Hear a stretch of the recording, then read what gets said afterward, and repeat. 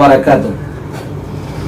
الحمد لله الذي من على عباده بمواسم الخيرات، والصلاة والسلام على أشرف الأنبياء والمرسلين وعلى آله وأصحابه أجمعين. أما بعد، أعوذ بالله من الشيطان الرجيم من همزه ونفخه ونفسه.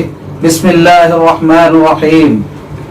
قل يا عبادي الذين أسرفوا على أنفسهم لا تقنطوا من رحمة الله إن الله يغفر الذنوب جميعا إنه هو الغفور الرحيم. ناظرین، ہمارا پروگرام دینی تعلیمات میں آپ کا استقبال ہے. جس ماہ مبارک میں میں اور آپ سانس لے رہے ہیں، یہ بڑا ہی بابرکت مہینہ ہے جس کو کئی صفات سے یاد کیا جاتا ہے. برکتوں والا مہینہ کہا جاتا ہے، قرآن کے نزول کا مہینہ کہا جاتا ہے، رحمتوں کا مہینہ کہا جاتا ہے، وہیں پر اس مہینے کو مغفرت کا مہینہ بھی کہا جاتا ہے. لہٰذا آج ہم آپ کے سامنے توبہ اور استغفار کے تعلق سے کچھ باتیں قرآن و حدیث کے روشنی میں انشاءاللہ رکھیں گے. معزز ناظرین، استغفار کسے کہتے ہیں؟ استغفار کہتے ہیں طلب المغفرہ، اللہ سے اللہ کے عذاب کی نجات کی دعا طلب کرنا، نجات طلب کرنا. اللہ کے عذاب سے نجات طلب کرنے کے لیے اللہ رب العالمین سے دعا مانگنا، اور اللہ رب العالمین سے اس بات کی دعا کرنا کہ اے اللہ میرے گناہ کو معاف کیجیے اور مجھے اپنی رحمت میں جگہ دیجیے. یہی استغفار، توبہ اور استغفار کا مطلب ہوا کرتا ہے. تو لہذا توبہ استغفار، اللہ رب العالمین سے مغفرت مانگے تو کیوں مانگے، اس کے فائدے کیا ہے، یہ بھی مجھے اور آپ کو جاننا ضروری ہے. تو اس سے پہلے میں آپ کو ایک اہم بات بتانا سمجھتا ہوں. بات یہ ہے کہ دنیا میں جتنے انسان ہیں، بڑا ہو کہ چھوٹا ہو، امیر ہو کہ غریب ہو، جوان ہو کہ بوڑھا ہو، مرد ہو کہ عورت ہو، ہر ایک کو کوئی نہ کوئی پریشانی لائق ہے. پریشانی کی دو قسمیں ہوتی ہے، بڑی پریشانیاں اور چھوٹی پریشانیاں. تو بڑی پریشانیوں میں کچھ پریشانیاں ایسی ہیں جو سب سے بڑی ہیں. سب سے بڑی 4 پریشانیاں ہیں، آج میں اس کا ذکر آپ کے سامنے کرنے جا رہا ہوں. تو 4 بڑی پریشانیاں ایسی ہیں جو 4 بڑی پریشانیوں کا حل بھی قرآن میں توبہ استغفار بتایا گیا ہے. تو آئیے وہ 4 پریشانیاں کیا ہیں ہم پہلے جان لیں گے.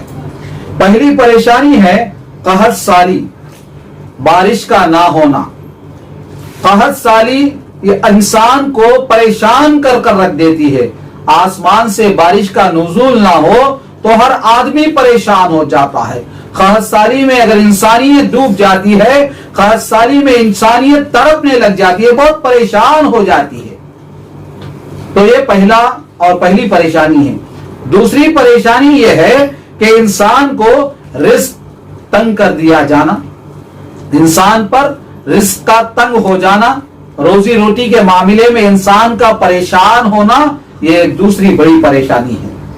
اور اس کے بعد تیسرا ہے تجارت کا بند ہو جانا.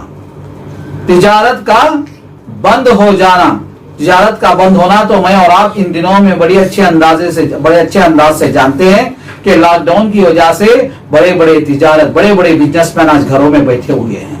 تجارت بند ہو گئی ہے.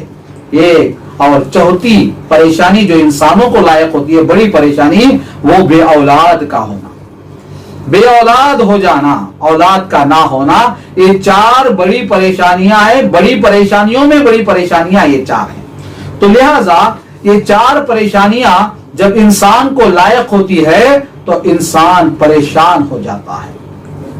اور یہاں رک کر ایک اور اہم بات ہم کو جاننی ضروری ہے، وہ یہ ہے کہ ہم دیکھتے ہیں کہ انسان پریشان ہو کر، مصیبت میں آ کر خودکشی کر بیٹھتا ہے. پریشانیوں کی وجہ سے کئی لوگ خودکشی کرتے دکھائی دیتے ہیں.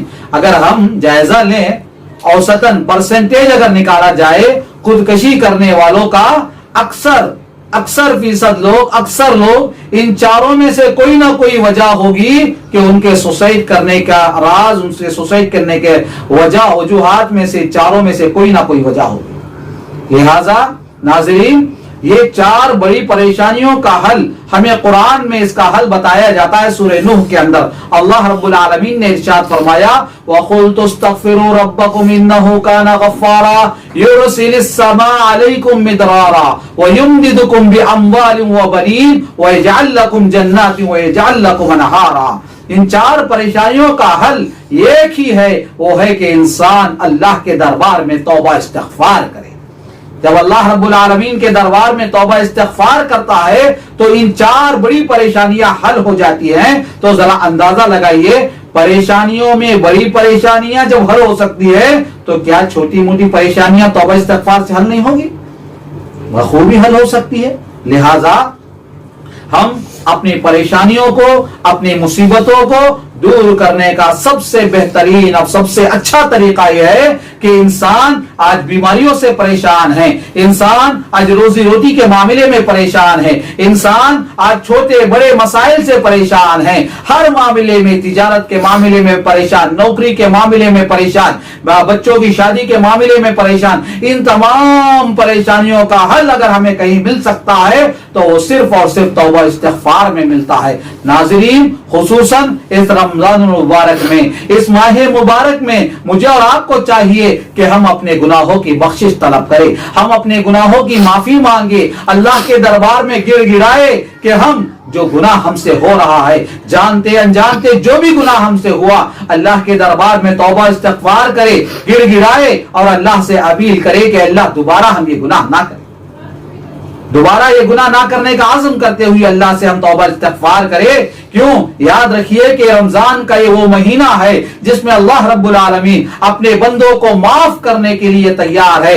شرط یہ ہے کہ بندہ معافی مانگنے کے لیے اللہ کے دربار میں آئے۔ دیکھیے جو آیت کریمہ میں نے آپ کے سامنے شروع میں تلاوت کی، جس میں اللہ رب العالمین نے جو فرمایا قُلْ يَا عِبَادِي الَّذِي أَسْرَفُوا عَلَىٰ أَنفُسِهِمْ، کہہ دیجئے اے میرے وہ بندو جو اپنے آپ پر ظلم کیے، وہ بندو جو اپنے آپ پر ظلم کیے، لا تقنطوا من رحمت اللہ، اللہ کی رحمت سے مایوس ہونے کی ضرورت نہیں ہے۔ اس میں ایک نقطہ یہ ہے کہ انسان گنہگار ہوتا ہے، انسان نافرمان ہوتا ہے، اللہ رب العالمین اور حبیب کائنات جناب محمد رسول اللہ صلی اللہ علیہ وسلم کی تعلیمات کی خلاف ورزی کرنے کے باوجود بھی اللہ رب العالمین ایسے گنہگاروں سے مخاطب ہوتے کہتا ہے یا عبادی، اے میرے بندو۔ اللہ رب العالمین ایسے گنہگار بندوں کی نسبت بھی اپنی جانب جوڑتے ہوئے، اپنے طرف متوجہ کرنے کے لیے، اپنی جانب اللہ کی جانب بلانے کے لیے اللہ نے ہم جیسے گنہگاروں کو یا عبادی کہہ کر مخاطب کیا۔ لہٰذا مجھے اور آپ کو چاہیے کہ اگر ہم گنہگار ہیں، گناہ ہم نے کتنا بھی کر لیا کوئی بات نہیں، اللہ رب العالمین کتنا بھی گناہ کرو اللہ کے دربار میں اخلاص کے ساتھ آ کر اللہ کے دربار میں توبہ مانگو، انشاءاللہ ہماری توبہ قبول ہو سکتی ہے۔ ان اللہ یغفر الذنوب جميعا، اللہ رب العالمین قرآن میں کہتے ہیں اللہ تمام گناہ کو معاف کرنے کے لیے تیار ہے۔ کیوں؟ اس لیے کہ وہ غفور الرحیم ہے، معاف کرنے والا ہے، رحم کرنے والا ہے۔ ناظرین، ہم آپ کو انشاءاللہ اس کے بعد پروگرام میں اس کے شروط کیا ہیں، توبہ اور استغفار کے شروط کیا ہیں، انشاءاللہ وہ بھی ہم آپ کے سامنے ضرور بتائیں گے۔ لیکن یہاں پر ہم آپ کو یہ بتانا ضروری سمجھتے ہیں کہ توبہ اور استغفار کے فائدے ہم نے آپ کو 4 بتائے، ایک اور فائدہ آپ کو آگے ہم بتاتے ہیں۔ سورہ ہود میں اللہ رب العالمین نے فرمایا کہ سورہ ہود علیہ السلام کی قوم کے بارے میں مجھے اور آپ کو جاننا چاہیے۔ ہود علیہ السلام کی قوم بڑی طاقتور قوم تھی، بڑی طاقتور قوم تھی۔ ایسی قوم کو اللہ رب العالمین نے توبہ استغفار کا فائدہ بتاتے ہوئے کہا کہ تم توبہ استغفار کرو، تمہاری قوت میں اضافہ ہو جائے گا، قوت میں اضافہ ہوگا۔ سورہ ہود آیت نمبر 50 میں اس کا ذکر ملتا ہے۔ ناظرین، ہم یہاں چھوٹا سا وقفہ لیتے ہیں اور اللہ رب العالمین سے دعا کرتے ہیں کہ اللہ ہمارے گناہوں کو معاف فرما دے۔ آمین۔ وآخر دعوانا الحمدللہ رب العالمین۔ السلام علیکم ورحمۃ اللہ۔